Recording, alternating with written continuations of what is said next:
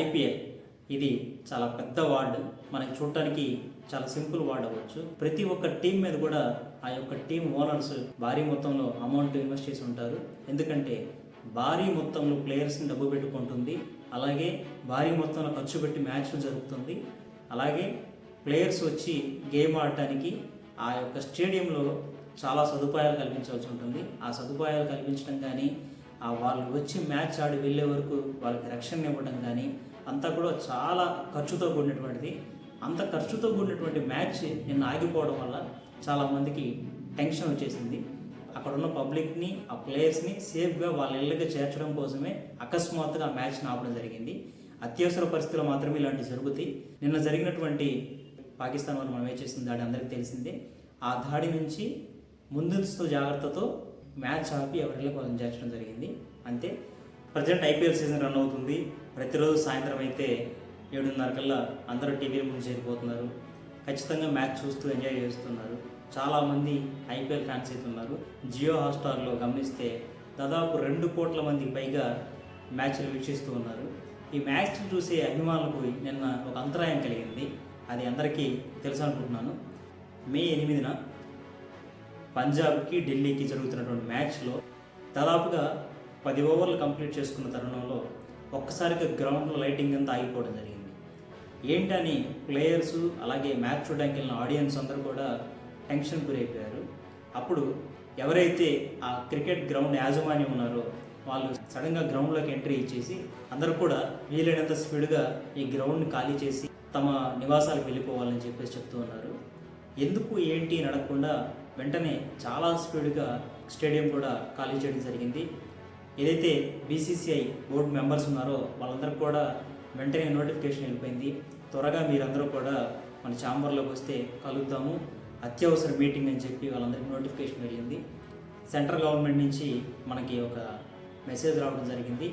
వీలైనంత స్పీడ్గా ఐపీఎల్ మ్యాచ్ని క్లోజ్ చేసి అక్కడున్న పబ్లిక్ అంతా క్లియర్ చేయాలని చెప్పేసి పైనుంచి ఆర్డర్స్ రావడం జరిగింది. అందువల్లే ఈరోజు మ్యాచ్ మనం ఆపాము. ఈరోజు మ్యాచే కాదు, రేపటి నుంచి జరగాల్సినటువంటి మ్యాచ్లన్నీ కూడా మనం ఇక్కడితో ఈ షెడ్యూల్ని క్లోజ్ చేసి రీషెడ్యూల్ తర్వాత మనం అనౌన్స్ చేద్దాము. అది ఎప్పుడు జరగాలి, ఎక్కడ జరగాలి అని చెప్పేసి మీటింగ్లో చెప్పుకోవడం జరిగింది. ఇది తెలియక చాలామంది టెన్షన్ పడిపోయారు. ఏంటి మ్యాచ్ మధ్యలో ఎందుకు ఆపేశారు, అసలు ఐపీఎల్ జరుగుతుందా లేదా, ఐపీఎల్ ఇక్కడితో ఆపేస్తున్నారా, లేదంటే స్టార్ట్ చేస్తారా, స్టార్ట్ చేస్తే మరలా మొదటి నుంచి స్టార్ట్ చేస్తారా, లేదంటే ఇక్కడ జరగాల్సినటువంటి మ్యాచ్ నుంచి రీషెడ్యూల్ చేస్తారా అని చాలామంది అభిమానులు టెన్షన్ పడిపోతూ ఉన్నారు. మ్యాచ్ అయితే అత్యవసర పరిస్థితులు ఆగడం జరిగింది, అంతేగాని ఐపీఎల్కి ఎటువంటి ఇబ్బంది లేదు. ఐపీఎల్ మళ్ళీ ఇక్కడి నుంచి ఏ మ్యాచ్ అయితే జరగాలో మన లక్నోకి ఆర్సీబీకి జరగాల్సినటువంటి మ్యాచ్ దగ్గర నుంచి మరలా రీషెడ్యూల్ ప్లాన్ చేస్తారు. అది చేసిన తర్వాత మనకి అఫీషియల్గా అనౌన్స్మెంట్ అనేది రావడం జరుగుతుంది. ఇప్పుడు ఈ మ్యాచ్ ఆగిపోవడానికి కారణం, మీరు ఏదైనా క్రికెట్ మ్యాచ్ చూడడానికి క్రికెట్ స్టేడియంకి వెళ్ళినట్లయితే మీరు గమనిస్తే అక్కడ లైటింగ్ చాలా హెవీగా ఉంటుంది. ఎందుకంటే క్రికెట్ గ్రౌండ్లో ఎక్కడ కూడా చీకటి అనేది లేకుండా ఆ బాల్ క్లియర్గా కనపడటానికి, ప్లేయర్స్ బాగా కనపడటానికి లైటింగ్ చాలా హెవీగా ఉంటుంది. అక్కడ ఆ ఫోకస్ కూడా చాలా ఎక్కువగా ఉంటుంది. అలాగే ఆ లైట్స్ నుంచి వచ్చే హీట్ కూడా ఎక్కువ ఉంటుంది. కాబట్టి దాదాపు హైట్లో పెట్టేసి వాటిని ఇలా గ్రౌండ్లోకి కిందకు చూపించడం జరుగుతుంది. మీరు గమనించినట్లయితే నేను పక్కన పిక్ చేస్తాను చూడండి. 4 కార్నర్స్ నుంచి ఫ్లడ్ లైట్స్ మన గ్రౌండ్లోకి ఫోకస్ చేయడం జరుగుతుంది. ఈ ఫోకస్ వల్ల దాదాపు లాంగ్లో ఉన్నటువంటి వాళ్ళైనా, ఎవరైనా ఫ్లైట్లో వెళ్తున్న వాళ్ళైనా సరే ఇక్కడ క్రికెట్ స్టేడియం ఉంది అని చెప్పేసి గుర్తించడం చాలా ఈజీ అవుతుంది అనమాట. అంత ఫోకస్ ఉంటుంది.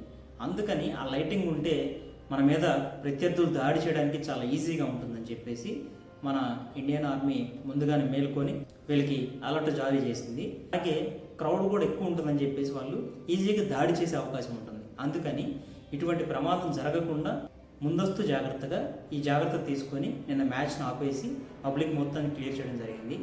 కాబట్టి బోర్డర్కి దగ్గరలో ఉన్నటువంటి రాష్ట్రాలు కానీ, సిటీస్ కానీ ఏవి కూడా ఎక్కువగా క్రౌడ్ ఒక చోట చేరకుండా మీటింగ్స్ ఉన్న, ఫంక్షన్స్ ఉన్న వాటన్నిటిని కూడా రద్దు చేయడం జరిగింది.